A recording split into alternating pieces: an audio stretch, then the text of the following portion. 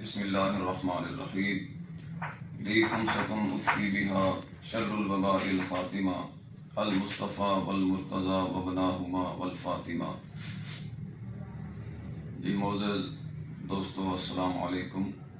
دیر آیت درست آیت چند دن قبل جب یہ خبر سماعت کی کہ ٹک ٹاک پر پابندی لگا دی گئی ہے، انتہائی مسرت ہوئی، لیکن ہمارے کچھ نوجوان وہ سخت صدمے کی کیفیت میں مبتلا ہیں، اور ظاہر ہے جب نشئی سے اس کے نشے کی پڑیا چھین لی جائے تو ایک مرتبہ تو دیوار میں سر مارے گا، اور کٹے کو جب بھینس کے نیچے سے کھینچا جائے تو ایک مرتبہ وہ مچل جاتا ہے۔ تو خیر اچھا فیصلہ کیا گیا ہے۔ اسی طرح ہماری حکومت کو چاہیے کہ دیگر جو فحاشی اور بے حیائی پھیلانے والی چیزیں ہیں، مثلا یوٹیوب پہ بے حیا اور فحش قسم کے چینل، اور فیس بک پہ غلط قسم کے پیجز، اور گوگل پہ غلط قسم کی ویب سائٹیں، ان پر بھی مکمل طور پہ پابندی ہونی چاہیے۔ اور یاد رکھیں ہمارا دین ہمیں حیا کا درس دیتا ہے، اور حیا ہمارے دین کا حصہ ہے۔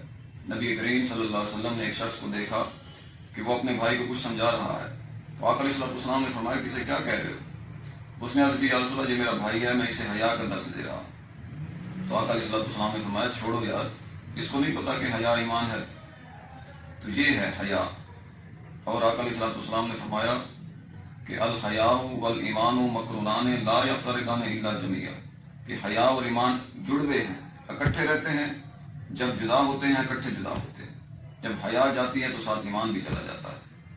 اور افسوس کی بات یہ ہے کہ ہمارے معاشرے کے اندر حیا کو ایک عیب سمجھا جا رہا ہے۔ جو لڑکا شرم و حیا والا ہو، جو لڑکی شرم و حیا کی پیکر ہو، تو اس میں یہ عیب کے طور پہ سمجھا جاتا ہے کہ یہ دیکھو بڑا شرمیلا ہے، حالانکہ حیا ایمان ہے۔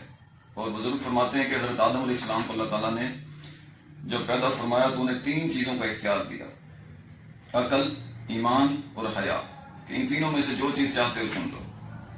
تو حضرت آدم علیہ السلام نے عرض کی یا رب ذوالجلال میں حیا کو چنوں گا۔ تو جب حیا کو چنا تو عقل اور ایمان کہنے لگے کہ ہمارا یار جہاں ہے تو ہم بھی یہاں ہیں۔ تو جب حیا مل گئی تو ساتھ عقل بھی مل گئی، ایمان بھی مل گیا۔ تو لہٰذا حیا ہمارے ایمان کا حصہ ہے، لازمی جز ہے۔ ہمارے بزرگ فرماتے ہیں کہ جس جگہ پر کوئی عورت بیٹھ کر جائے اور پھر وہ چلی جائے، غیر مرد نے وہاں بیٹھنا ہو، تو جب تک وہ جگہ ٹھنڈی نہ ہو جائے غیر مرد کو وہاں نہیں بیٹھنا چاہیے۔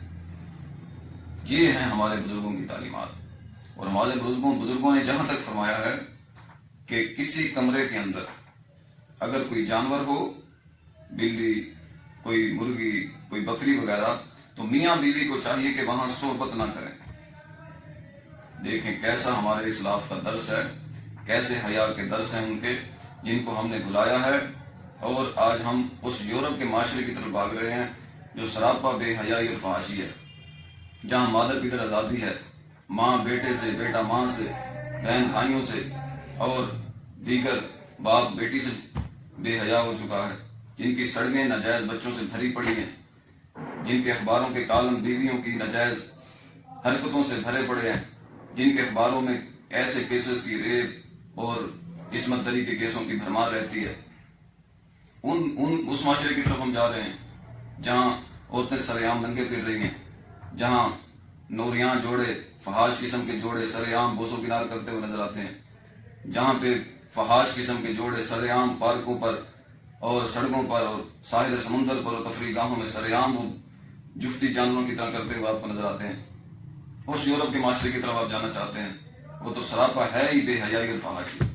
اور ہمارے بزرگوں نے ایک مثال دی ہے سورج کی، کہ دیکھو یہ سورج ہے، جب طلوع ہوتا ہے تو روشنی ہوتی ہے، اور جب سر پہ آ جاتا ہے پھر بھی روشنی ہوتی ہے، اور جب یہ مغرب کی طرف جاتا ہے تو پھر ڈوب جاتا ہے اور ہر طرف پھر اندھیرا چھا جاتا ہے۔ تو یہی مثال ہمارے بزرگوں نے دی ہے کہ اگر تم مغرب کی طرف جاؤ گے تو پھر تمہارا مقدر اندھیری رات ہوگی، کالی رات ہوگی، گھٹا ٹوپ اندھیرے تمہارا مقدر بن جائیں گے۔ لیکن اگر روشنی چاہتے ہو، اگر چاندنی چاہتے ہو، تو پھر مدینے کے چمکتے ہوئے چاند سے چاندنی حاصل کرو۔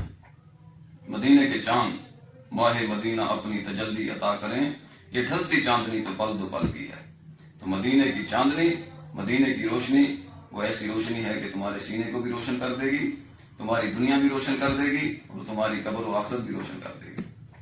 تو لہٰذا یہ بہت اچھا اقتدام کیا گیا ہے، فیصلہ کیا گیا ہے۔ اسی طرح دیگر فحاشی عریانی کے جو وسائل ہیں ان کو بھی ختم کیا جائے، ان کو بھی ڈھونڈا جائے۔ افسوس یہ ہوتا ہے کہ جب ہم موبائل پر، یوٹیوب پر مولانا کی تقریر بھی چلاتے ہیں تو پھر بھی بے حیائی سامنے پہلے رنگی ناچتی ہوئی نظر آتی ہے۔ وہ 4-5 سیکنڈ کی مشہوری دینے کے لیے نعت بھی چلاؤ تو وہ بے حیائی ہمیں پہلے نظر آتی ہے۔ ہمارے دوست ہیں بڑے درینا، وہ ایک بڑا اچھا جملہ کہتے ہیں، وہ کہتے ہیں قاری صاحب اگر امریکہ والے اور برطانیہ والے ہماری قوم پر ایٹم بم بھی گرا دیں تو اتنا نقصان نہیں ہوگا جتنا نقصان اس موبائل نے ہمارا کر دیا ہے۔ اور یہ بالکل واضح بات ہے کہ صحت کا نقصان، پیسے کا نقصان، وقت کا نقصان، 6 گھنٹے، 8 گھنٹے، 12 24 گھنٹے ہمارے نوجوان موبائل سے لگے رہتے ہیں، انہوں نے کسی چیز کی ہوش و حواس ہی نہیں ہوتی۔ تو یہ بے حیائی اور فحاشی کو ختم کیا جائے۔ اللہ تعالیٰ سے دعا ہے کہ اللہ تعالیٰ ہمارے نوجوانوں کو سیدنا عثمان غنی کی حیا کا حصہ عطا فرمائے، اور ہماری بہنوں بیٹیوں کو اللہ تعالیٰ سیدہ فاطمہ زہرا کی چادر تطہیر کا سایہ عطا فرمائے۔ آمین۔ والسلام علیکم ورحمۃ اللہ۔